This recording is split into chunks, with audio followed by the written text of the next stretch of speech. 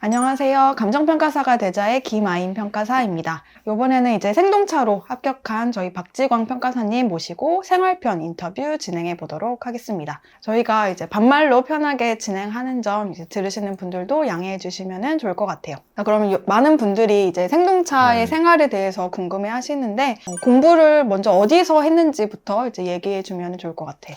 저는 지방 사람이긴 한데 공부할 때는 신림동 대학동에서 했고요. 이제 구체적으로는 서울대 벤처타운 역 쪽에 있는 그냥 원룸에서 살면서 공부했습니다. 독서실 오픈이랑 클로징 시간이 어떻게 돼? 오픈은 그냥 처음 오시는 분이 그냥 열면 되고 닫는 시간은 12시였어요. 근데 12시까지 남아있는 사람이 있었어? 거의 그러니까 제가 문은 항상 닫고 갔는데 그때 같이 가시는 분들이 저까지 포함해서 두세 분 정도는 늘 끝까지 있다 가셨었던. 그렇구나. 근데 보통 늦게까지 공부한 사람들이 또 아침에 일찍 오고 그러지 않아요? 저랑 같이 가시는 분들이 문 열고 그치. 들어오셨죠.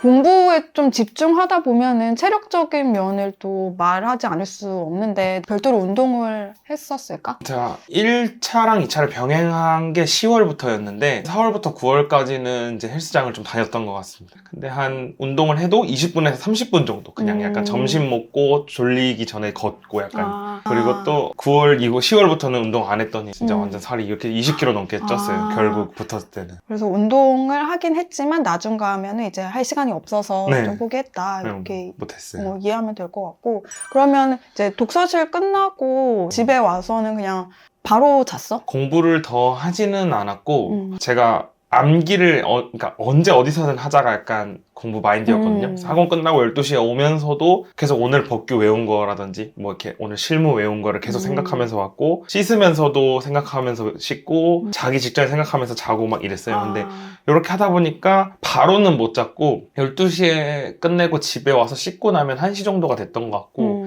잠은 1시 반 넘어서 든 것 같아요. 근데 너의 좀 특이한 점이 내가 그때 상담할 때도 느꼈는데 막 점심시간에도 산책하면서 암기하고 막 이런 스타일이더라고.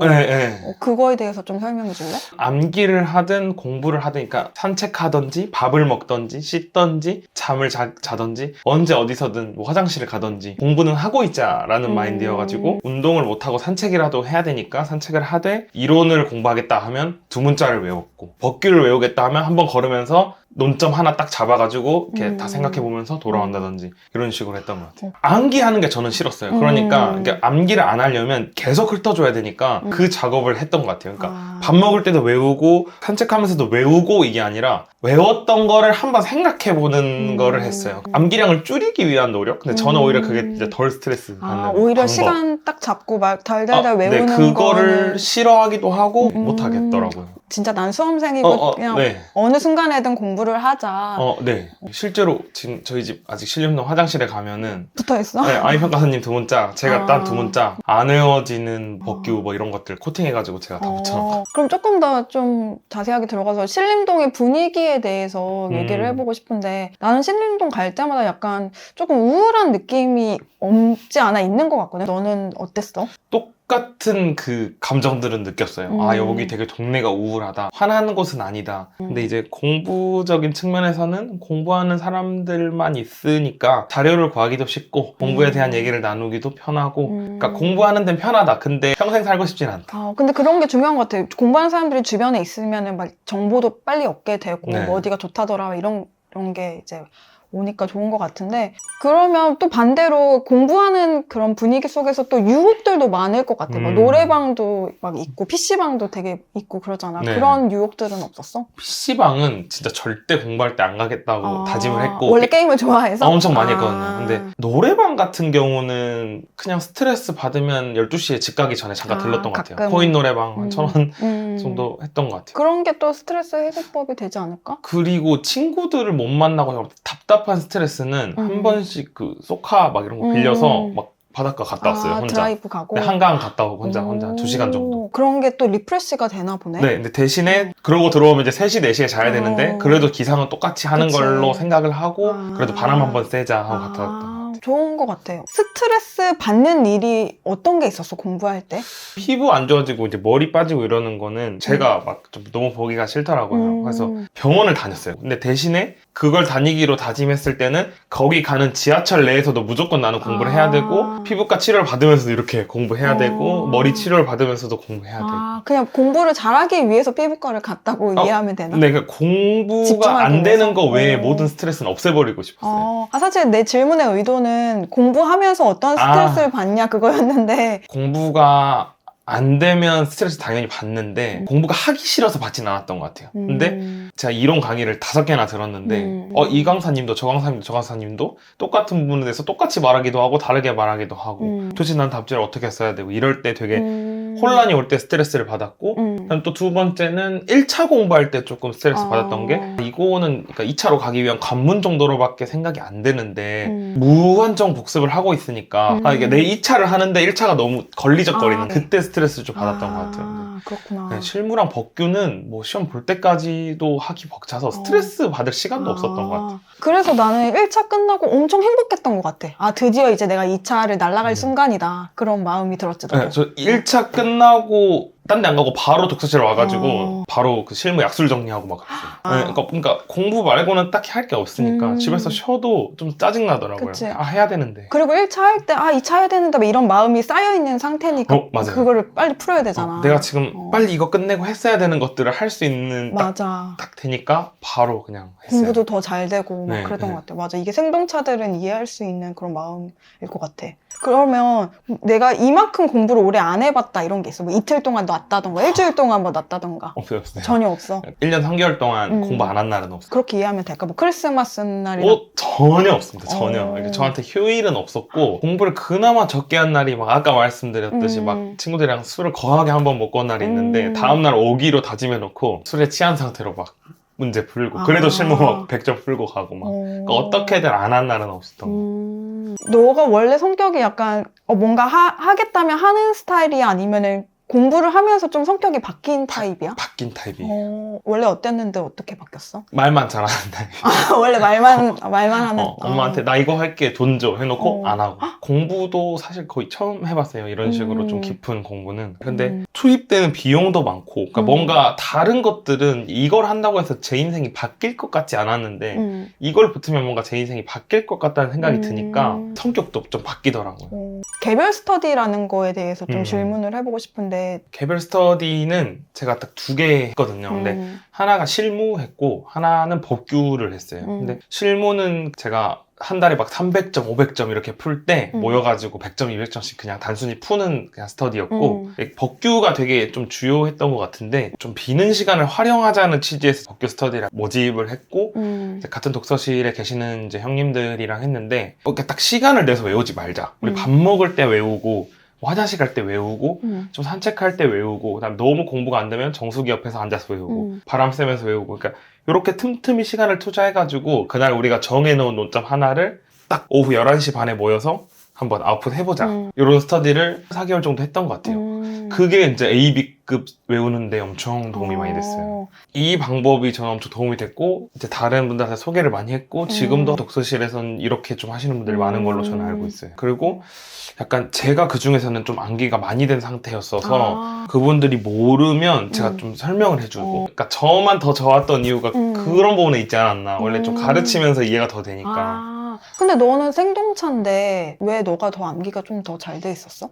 저 같은 경우는 이제 타학원에서 이제 듣다가 생동차를 좀 도전해 보려면은 8월에 부터 안평가사님 강의를 들었는데 이제 아무래도 수업 템포라든지 암기량이라든지 복습이라든지 이런 부분이 좀 잘 돼 있으니까 저는 되게 잘 외워져 있었던 것 같아요. 하나만 더 덧붙이자면 안평가사님이 추구하는 게 애초에 이 커리큘럼을 시작하면서부터 계속 암기를 시키잖아요. 근데 타학원 선생님들 같은 경우에는 설명을 해주시고 나중에 서브 보고 외우시면 됩니다. 약간 이런 식의 강의가 조금 많은데 이제 생동차로 하려고 보니까 저는 안평가사님 커리가 필요했던 것 같아요. 그렇구나. 생동차 얘기를 조금 더 해보면은 네. 처음에 진입했을 당시 4월에 그 결심이 어땠어? 난 무조건 생동차 할 거다. 아니면은 2년 보고 하되 생동차 할 수도 있지. 뭐 어느 느낌 정도였는지? 저는 4월에는 생동차가 있는 줄도 몰랐고요. 그냥 시작할 때는 2년, 3년. 그러니까 나는 장수생은 되지 말자. 이렇게 생각했고, 이제 아임평가사님이랑 안평가사님 강의를 듣기 전에 이론 법규를 조금씩 들었는데 도대체 감이 안 오더라고요. 그래서 스트레스 한번 받았던 시기에 그럼 합격 수기가 그렇게 좋다는데 한번 보자 해서 근데 거기를 듣다 보니까 생동차 하신 분들이 매년 또 한두 분씩 있더라고요. 그래서 생동차가 뭐지? 1년 3개월? 1년 4개월? 되는 거야? 가능한 거야? 라고 생각했는데 쭉 보니까 그럼 나도 이 시기에 실무 좀 돼 있는데? 이론 법규만 좀 하면 되지 않을까? 그래서 7월 달부터는 이제 생동차를 이렇게 딱 준비했어요. 그러면 일단 기본적으로 실무는 조금 잘하고 자신감이 있는 상태였네? 네, 그냥 같이 시작한 사람들에 비해 제가 좀 쉬워했던 것 같아요. 왜 그랬을까? 실무를 좀 쉽게 느낀 이유가 뭐, 고등학생 때 수학을 좀 좋아했어? 수학 좋아했고, 저 이과거든요.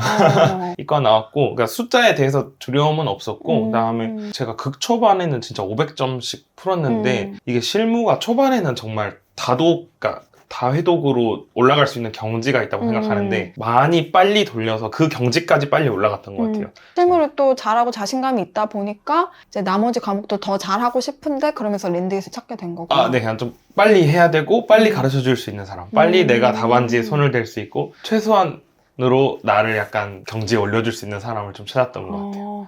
합격하고 보니까 주변에 생동차들이 좀 보이는 것 같아? 제가 아는 체감상. 사람은 많이 없어서 그래도 합격 수기에는 올해는 한 3-4분 정도 계시더라고요. 더 계실 수도 있고.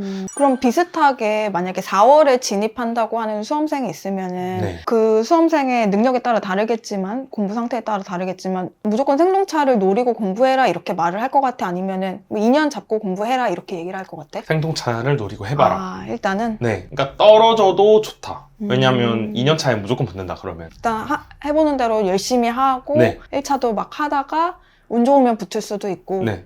동차 준비는 무조건 해라. 그러니까 시간이 없고 할 게 많다라고 하시면서 2년차 이렇게 하시는 분들이 많으신데 틀린 방법은 아닌 것 같아요. 근데 사실 진짜 죽기 살기로 하다 보면 생동차에도 충분히 할 만한 양이다 라고 생각합니다. 그렇구나. 거의 마지막 질문인데 네. 근데 생동차 하기 위해 너가 가진 강점 한 가지 포인트만 얘기를 해주면? 제일 중요한 건 아무래도 버릴 걸 버릴 줄 아는 약간 좀 자신감? 네, 1차에서도 정말 중요하게 그게 적용되고 2차에서도 정말 중요하게 적용되는 것 같아요. 그러니까 우리 공부 시간이 한정돼 있다 네, 보니까 네. 중요한 건 일단 다 확실히 가져가되 네. 내가 어차피 시험장에서 좀 못 풀 것 같고 좀 손도 못 댈 것 같은 그런 건 아예 그냥 그렇죠. 버리자. 1차는 내용적 측면에서 좀 어려운 부분은 안 해버리면 되는 거고 2차 같은 경우에는 퀄리티적인 측면에서 꼭 단연차 분들처럼 완벽한 답지를 낼 필요는 없다. 비슷한 키워드만 들어가면 합격할 수 있다라고 생각했고 그 좀 최종적인 부분을 다 버렸던 것 같아요. 서술의 퀄리티라든지 그다음 추가 득점 요소 이런 거는 아예 눈에 보이더라도 안 쓰려고 했어요. 네. 선택과 집중을 확실히 했네. 네, 그러니까 아는 거나 좀 잘하자. 그럼 이제 마지막으로 생활편 지금 얘기 나누면서 든 생각이나 뭐 마지막 소감 얘기해주면 좋을 것 같아. 이왕 공부를 시작하실 거면은 생동차로 준비해 보시는 거를 추천하고 거기서 이제 본인 스타일마다 다르시겠지만 가장 빠른 시간 내에 경지에 오르려면 정말 그 공부 플랜을 잘 짜야 될 것 같아요. 그럼 이상으로 저희 감정평가사가 되자의 박지권 평가사님 생활편, 생활 후기 마치도록 하겠습니다. 감사합니다.